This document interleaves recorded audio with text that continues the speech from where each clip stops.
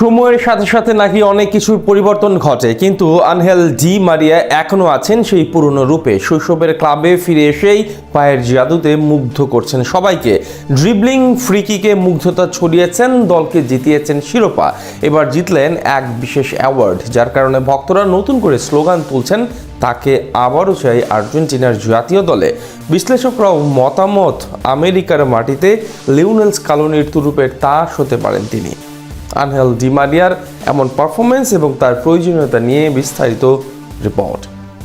একবার শুধু কল্পনা করুন, মেসির সঙ্গে আবারও মাঠ মাতাচ্ছেন ডি মারিয়া। ডান পাশে মেসি, বাম পাশে ডি মারিয়া দেশকে চতুর্থ শিরোপা জয়ের লক্ষ্য নিয়ে ছুটছে। কি নস্টালজিক মুহূর্ত ফিরে আসবে আর্জেন্টাইন ভক্তদের জন্য, না বলুন? কিন্তু এই কল্পনার সঙ্গে বাস্তবতার মিল কতটুকু? সত্যই কি এমনটা সম্ভব? সত্যই কি ডি মারিয়া যাচ্ছেন আগামী বিশ্বকাপে? অবসর ভেঙে আবারও ফিরে আসবেন আর্জেন্টিনা টি শার্টে? এসব প্রশ্ন সামনে দাঁড়াচ্ছে কারণ যখন আপনি জানবেন 38 বছর বয়সেও এই কিংবদন্তি আরও এক বিশাল অর্জন যুক্ত হলো তার শ্রেষ্ঠত্বের পালকে, তখন আপনি ভাবতে বাধ্যই হবেন, দেখবেন বড় স্বপ্ন, আবারও কাতারে বিশ্বকাপ জয়ী এই ফুটবলার আকাশী নীল জার্সিতে ফিরছেন। বয়সটা 38 ছুঁই ছুঁই, প্রিয় আকাশী নীল টি শার্ট তুলে রেখেছেন, বছর 2 হতে চলল। ইউরোপ ছেড়েছেন, ফিরে গিয়েছেন শৈশবের ক্লাব রোজারিও সেন্ট্রালে, কিন্তু তবুও এই কিংবদন্তির পায়ের ধাঁচ কমেনি একটুও।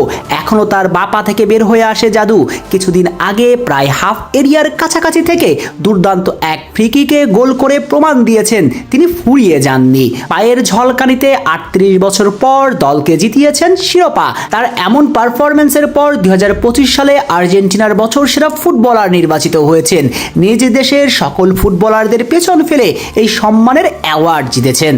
যদিও এর আগে একবার এই অ্যাওয়ার্ড জয় করেছেন এই আর্জেন্টাইন। 2014 সালে প্রথমবারের মতো নির্বাচিত হয়েছিলেন আর্জেন্টিনার বছর সেরা ফুটবলার।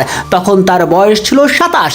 10 বছর পর যখন দ্বিতীয়বারের মতো অ্যাওয়ার্ডটা জিতলেন, তখন তার বয়স 38। অর্থাৎ ডি মারিয়া যে এখনো ফিট আছেন তার স্পষ্ট বার্তা এইটা। সঙ্গত কারণে এই প্রশ্ন উঠছে, ডি মারিয়া কি ফিরছে আবারও মেসির পাশে? অসম্ভব কিছুই নয়, কেননা এখনো স্কালোনি ডি মারিয়ার বিকল্প পাননি।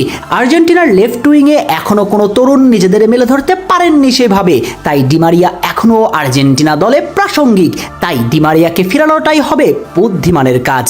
যদিও মারিয়া ফিরতে চাইবেন কিনা সেটা বেশ তর্কযোগ্য। অবশ্য এই কিংবদন্তি ফুটবলারকে ফিরাতে চাইলে স্কালোনির তরফ থেকে জানাতে হবে অনুরোধ, সঙ্গে ক্যাপ্টেন লিওনেল মেসিরও বন্ধুর সঙ্গে কথা বলতে হবে।